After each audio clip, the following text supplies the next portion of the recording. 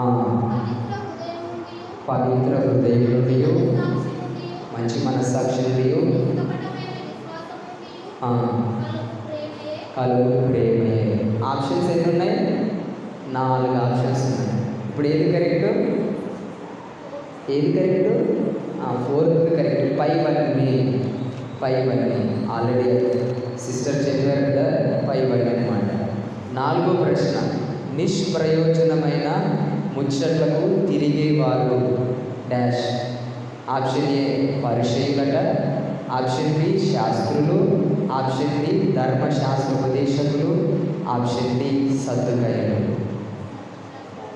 ధర్మశాస్త్రోపదేశకులు బైబిల్లో అదే 1 తిమోతి పత్రికకు రాసిన పత్రిక 1వ అధ్యాయము 7వ వచనంలో చివరి లైన్లో, 7వ వచనం చివరి లైన్లో ఉంటుంది, ధర్మశాస్త్రోపదేశకులై ఉండగోరి నిష్ప్రయోజనమైన ముచ్చట్లకు తిరిగిరి. వీటి వివరణ ఏమీ ఇవ్వట్లేదు. ప్రశ్నలు ఇలాగుంటాయి, వాటికి ఆప్షన్స్ కూడా ఇలా అడుగుతారు అని మాత్రమే తెలియచేస్తూ ఉన్నాం. అలాగే 5వది, పూర్వము దూషకుడును హింసకుడును హానికరుడును డాష్. పై వచనము ఏ అధ్యాయంలో ఎన్నో వచనంలో ఉన్నది? ఆప్షన్ ఏ 1వ అధ్యాయం 12వ వచనం, ఆప్షన్ బి 2వ అధ్యాయం 12వ వచనం, ఆప్షన్ సి 3వ అధ్యాయం 12వ వచనం, ఆప్షన్ డి 4వ అధ్యాయం 12వ వచనం. కామన్గా 12 ఉన్నాయి కాబట్టి మీరు గుర్తుపెట్టుకోవాలి. ఏ అధ్యాయం? 1వ అధ్యాయం 12వ వచనం. సరే చూద్దాం. 1 తిమోతికి రాసిన పత్రిక 1వ అధ్యాయం 12వ వాక్యం, పూర్వము దూషకుడును హింసకుడును హానికరుడనైన నన్ను తన పరిచర్యకు నియమించి నమ్మకమైన వానిగా ఇచ్చినందుకు నన్ను బలపరిచిన మన ప్రభువైన క్రీస్తు యేసుకు కృతజ్ఞుడనై ఉన్నాను. బైబిల్ చదవలేదనుకో మనం ఏం టిక్ పెడతాం? అన్ని 12 ఉన్నాయి కదా, ఏదో ఒక టిక్ పెడతామని మనకు ఏది కరెక్ట్ అనిపిస్తే అది టిక్ పెడతాం. అందుకని బైబిల్ చదివేటప్పుడు ఎలా చదవాలి? క్లియర్గా చదవాలి, చక్కగా చదవాలి, పరిశీలన భావంతో చదవాలి. అలాగని బైబిల్ ప్రశ్నించమని కాదు. మన జ్ఞానము దేవుడి జ్ఞానము సరిపోదు. ఆయన ప్రశ్నించే వారము మనం ఎన్నటికీ కాకూడదు. అలాగే 6వ ప్రశ్న, పాపులను రక్షించుటకు క్రీస్తు యేసు లోకమునకు వచ్చెను అన్న ఈ వాక్యం 1 తిమోతి పత్రికలో, 2వ తిమోతి పత్రికలో, తీతు పత్రికలో ఏ పత్రికలో ఉంది? ఏ పత్రికలో ఉంది? 1 తిమోతి, ముగ్గురు చెప్పారు. 2వ తిమోతి కలిపేసరికి 2వ తిమోతిలో కూడా ఉందేమో అనుకుంటారు కొంతమంది. 1 తిమోతి పత్రిక 1వ అధ్యాయం 15వ వాక్యం చదవండి సరే. పాపులను రక్షించుటకు క్రీస్తు యేసు లోకమునకు వచ్చెను. ఉందా వాక్యం? ఎందులో ఉంది? 1 తిమోతి పత్రికలో ఉంది. కాబట్టి ఇలా కూడా అడగవచ్చు. ఆప్షన్స్ ఎలా ఇచ్చారంటే సేవకులు, ఆప్షన్ ఏ 2వ అధ్యాయం 16, ఆప్షన్ బి 3వ అధ్యాయం 4, ఆప్షన్ సి 5వ అధ్యాయం 2వ వాక్యం, ఆప్షన్ డి 1వ అధ్యాయం 15వ వచనం. ఇలా రాశారు. 7వ ప్రశ్న, పాపులలో ప్రధానుడనేమో అని ఎవరు అన్నారు? Direct question. ఆప్షన్స్ ఏమి ఇవ్వము, ఆప్షన్స్ ఏమి ఇవ్వము, డైరెక్ట్ ప్రశ్న. పాపులలో నేను ప్రధానుడనేమో అని ఎవరు అన్నారు? పౌలు గారు అన్నారు. ఎవరన్నారు? ఆయన అన్నారా? ఇక్కడ సరే ఎవరన్నారండి? పౌలు గారు అన్నారు. తిమోతి గారు అనలేదా? తీతు గారు అనలేదా? అనలేదా? అనలేదు, పౌలు గారే అన్నారు. అందుకనే 1వ అధ్యాయము 15వ వాక్యంలో చదువుకుంటే క్లియర్ ఉంటుంది. కిందికి చదువుకుంటే అట్టి వారిలో నేను ప్రధానుడను అయినను నిత్య జీవము నిమిత్తము తన విశ్వసింపబోవు వారికి నేను మాదిరిగా యేసుక్రీస్తు తన సంపూర్ణమైన దీర్ఘశాంతము ఆ ప్రధాన పాపినైన నాయందు కనికరపడు ప్రధాన పాపినైన నా యందు. బైబిల్ ఫీజు ఎంతమంది రాస్తున్నారు? దగ్గర దగ్గర 109 మంది. కాబట్టి ప్రశ్నలు ఇలాగుంటాయి. మీరేం భయపడవలసిన పని లేదు. బైబిల్ బాగా చదువుకోవాలి. చదువుకొని మీకు మీరే ప్రశ్న తయారు చేసుకోగలిగితే మనం చాలా వరకు సక్సెస్ అయ్యారండి. 8వ ప్రశ్న, డాష్ నిమిత్తము క్రీస్తును విశ్వసింపబో వారికి నేను మాదిరిగా ఉండలాగా నేను కనికరింపబడి తిని. ఇంతకుముందే చూశాను. డాష్ నిమిత్తము క్రీస్తును విశ్వసింపబో వారికి నేను మాదిరిగా ఉండలాగా కనికరింపబడి తిని. ఆప్షన్ ఏ విశ్వాసము, ఆప్షన్ బి సువార్త, ఆప్షన్ సి నిత్య జీవము, ఆప్షన్ బి నిర్విషణ. ఏది? దీర్ఘశాంతమా నిత్య జీవం? నిత్య జీవం అనేది కరెక్ట్ ఆన్సర్. 1వ అధ్యాయం 16వ వాక్యంలో ఇంతకుముందే మనం చదివాం. 9వ ప్రశ్న, విశ్వాస విషయమై ఓడబద్దలైన వారి వలె చెడియున్న వారు ఎవరు? ఆప్షన్ ఏ తిమోతి, తీతు, ఆప్షన్ బి హుమనైను, అలెగ్జాండ్రు, ఆప్షన్ సి హుమనైను, ఫిలేతు, ఆప్షన్ డి ఫిలేతు, అలెక్స్. హుమనైను, అలెక్స్. ప్రూఫ్ ఏంటయ్యా అంటే 1వ అధ్యాయము 19వ వాక్యాన్ని ఒకసారి చదువుకున్నట్లయితే, అట్టి మనస్సాక్షిని కొందరు త్రోసివేసి విశ్వాస విషయమైన ఓడ బద్దలైపోయిన వారి వలె చెడియున్నారు. వారిలో హుమెనైను, అలెగ్జాండ్రును ఉన్నారు. బైబిల్ ఉండేటివి కదా, సొంత మాటలు కాదు, బైబిల్ ఉండేటివి అడుగుతున్నాం. 10వ ప్రశ్న, మనుషులందరూ రక్షణ పొంది డాష్ గురించి అనుభవ జ్ఞానము కలిగి ఉండవలెను. ఆప్షన్ ఏ విశ్వాసము, ఆప్షన్ బి సత్యమును గురించి, ఆప్షన్ సి సువార్తను గురించి, ఆప్షన్ సి డి పరలోకమును గురించి. దేని గురించట? పరలోకమును గురించి. పరలోకమును గురించి. ఇంకెవరైనా చెప్తారా? ఆప్షన్ లోపలనే ఆన్సర్ ఉంది. సత్యమును గురించి. ఇంకా 2 ఆప్షన్లు మిగిలి ఉన్నాయి. సువార్త మిగిలింది, విశ్వాసం మిగిలింది. మనుషులందరూ రక్షణ పొంది డాష్ గురించిన అనుభవ జ్ఞానము కలిగి ఉండవలెను. ఒకరు పరలోకం చెప్పారు, ఇంకొకరు సత్యమును గురించి అన్నారు. ఇంకేమైనా చెప్తారా? ఏం చెప్పరు. 2వ అధ్యాయము 4వ వాక్యం, ఆయన మనుషులందరూ రక్షణ పొంది సత్యమును గురించిన కదా. దేని గురించట? సత్యమును గురించి. కొంతమంది తింటున్నారు. తినొద్దండి. వాక్యం అయితే వేరులాగా ఉండేది, బైబిల్ ఫీజు కాబట్టి ఏమనట్లేదు. కొంతమంది తొంగుతారు, నిద్రపోతారు, ఫీజు కాబట్టి ఏమనట్లేదు. 11వ ప్రశ్న, దేవునికి నరులకు మధ్యవర్తి ఒక్కడే, ఆయన క్రీస్తు యేసు నరుడు. 8వ అధ్యాయం 8వ వచనం. 2వ అధ్యాయం 4 అంటున్నారు, 5 అంటున్నారు. 5. ఆప్షన్ ఏ ఆప్షన్లో ఉందో లేదో చూద్దాం. ఆప్షన్ ఏ 1వ అధ్యాయం 18వ వాక్యం, ఆప్షన్ బి 2వ అధ్యాయం 5వ వాక్యం, ఆప్షన్ సి 3వ అధ్యాయం 4వ వాక్యం, ఆప్షన్ డి 4వ అధ్యాయం 8వ వాక్యం. ఆప్షన్ బి 2వ అధ్యాయం 5వ వాక్యంలో క్లియర్గా పైన వ్రాయబడిన మాట ఉంది. 12వ ప్రశ్న, యూదులకు బోధకునిగా పేతురును, అన్యజనులకు బోధకునిగా ఎవరిని నియమించారు? ఆప్షన్ ఏ తిమోతి గారిని, ఆప్షన్ బి తీతు గారిని, ఆప్షన్ సి పౌలు గారిని, ఆప్షన్ డి ఫిలేతు గారిని. ఏంటి ఆప్షన్ ఏంటి? సి. ఇంకా మరోసారి చెప్పాలి.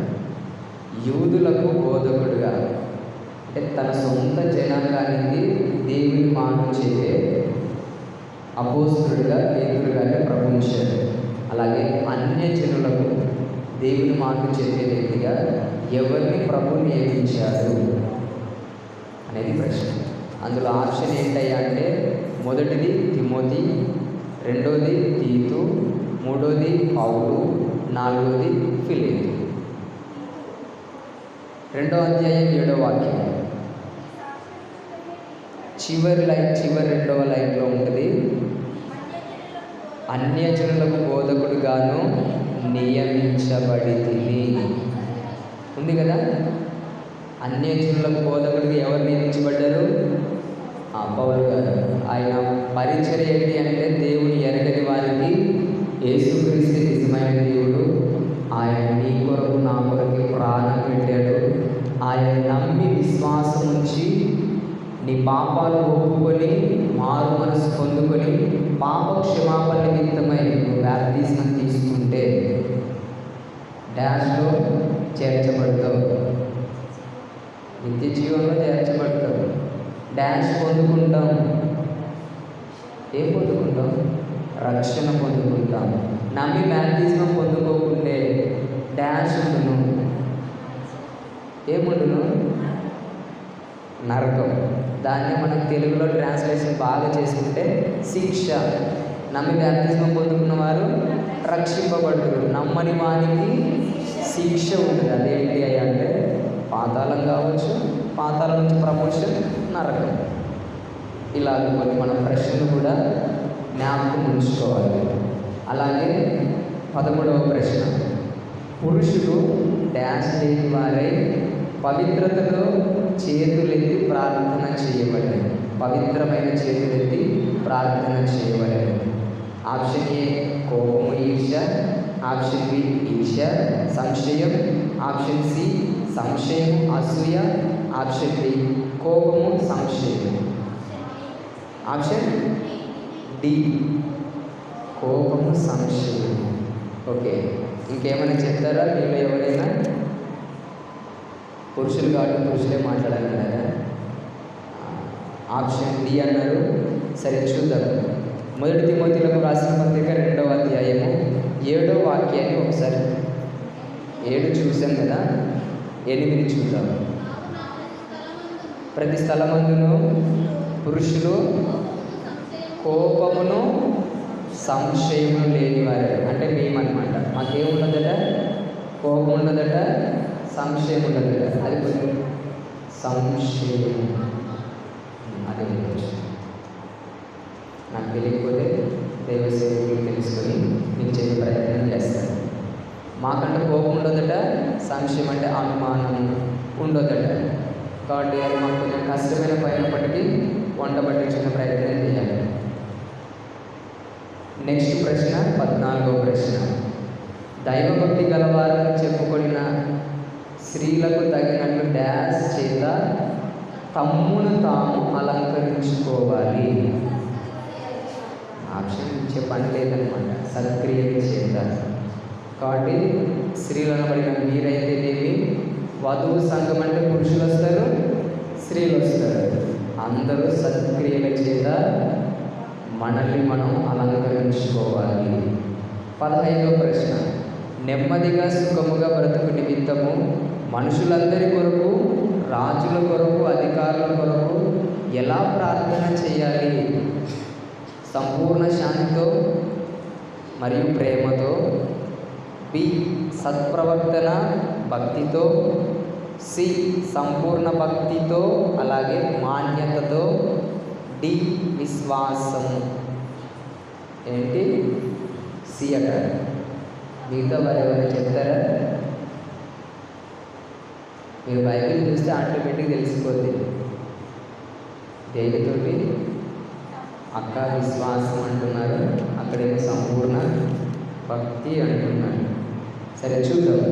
2వ అధ్యాయం 1వ వాక్యంలో మనం సంపూర్ణ భక్తియు మాన్యతయు కలిగి ఎలా జీవించేవాళ్ళంట? నెమ్మదిగాను సుఖముగాను బ్రతుకు నిమిత్తము అన్నిటికంటే ముఖ్యముగా మనుషులందరి కొరకును, రాజుల కొరకును, అధికారుల కొరకును విజ్ఞాపనములను, ప్రార్థనలను, యాచనలను, కృతజ్ఞతాస్తుతులను చేయవలెనని. క్లియర్ ఉంది. ఫస్ట్ లైన్లోనే మనకు ఆన్సర్ ఉంది ఏమంటే సంపూర్ణ భక్తి మాన్యత కలిగి. కాబట్టి మనం బైబిల్ బాగా బాగా ధ్యానించుకోవాలి. నెక్స్ట్ ప్రశ్న కూడా చూసుకుందాం. జీవము గల దేవుని సంఘము, ఆ సంఘము డ్యాష్ స్తంభమై ఆధారమై ఉండాలి. నా ప్రశ్నకి అర్థమవుతుందని నేను అనుకుంటున్నాను.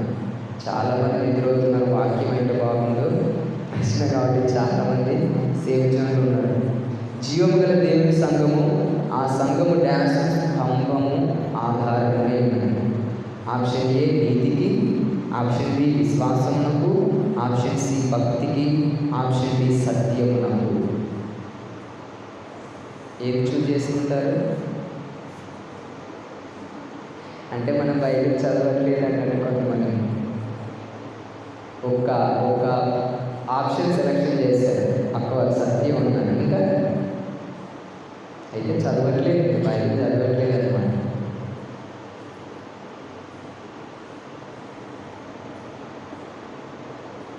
చూద్దాము సరే. 3వ అధ్యాయం 15వ వచనం. 3వ అధ్యాయం 15వ వచనం.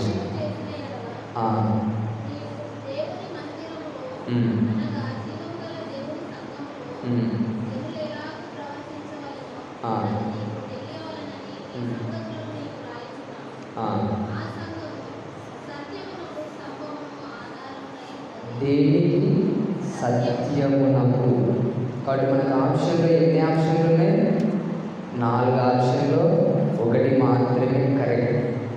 కాబట్టి మనం చేసేటప్పుడు అమ్మో నీతి కూడా ఉండాలి కదా అనుకుంటాం, కానీ బైబిల్లో మనకు మెన్షన్ చేయబడ్డ పదం మాత్రమే మనం టిక్ చేస్తే మనకు ఆన్సర్ వస్తుంది, కరెక్ట్గా చేయబడినట్లు అవుతుంది.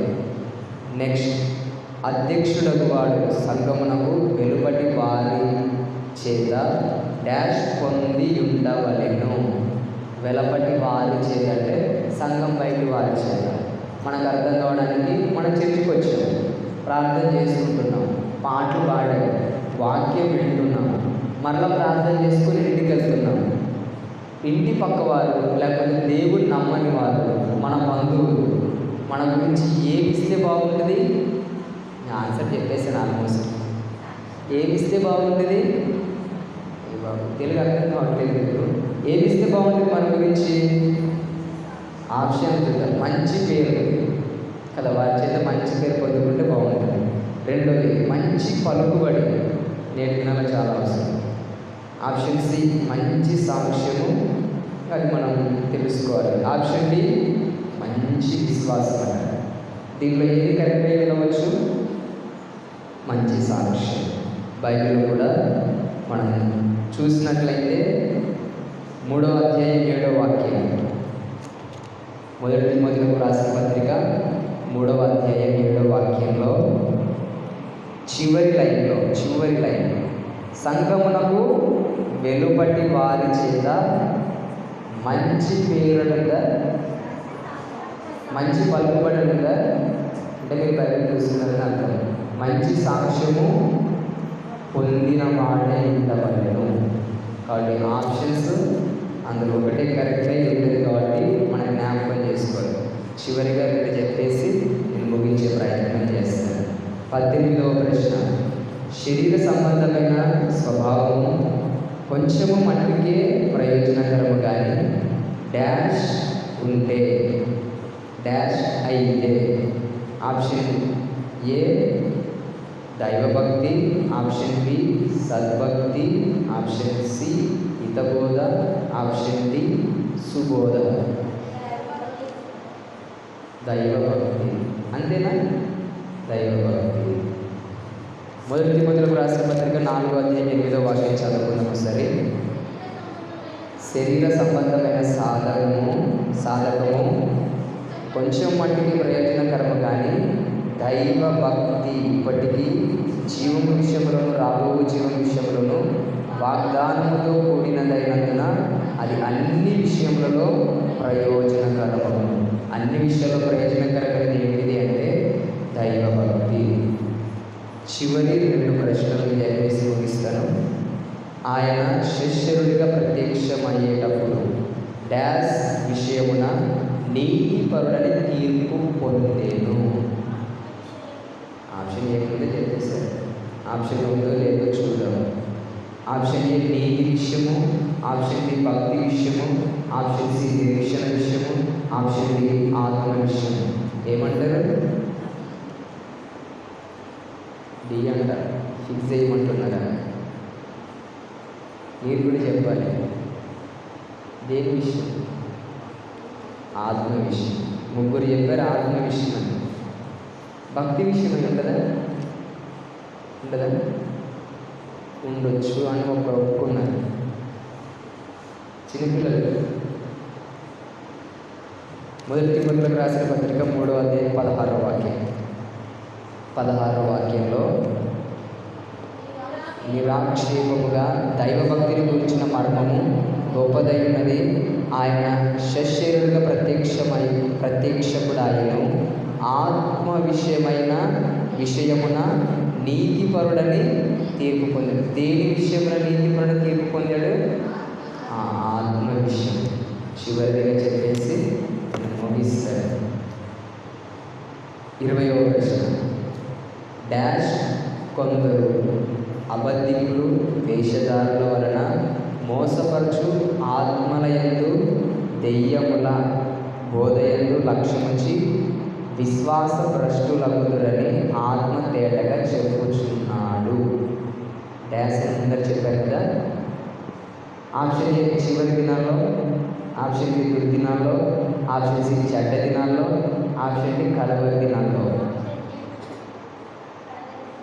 మీ ఆప్షన్. ఆ రాజమ్మ కూడా కడవరి దినాలన్నా, దుర్దినాలన్నా, చెడ్డ దినాలన్నా, కడవరి దినాలన్నా, చివరి దినాలన్నా పర్యాయ పదాలు.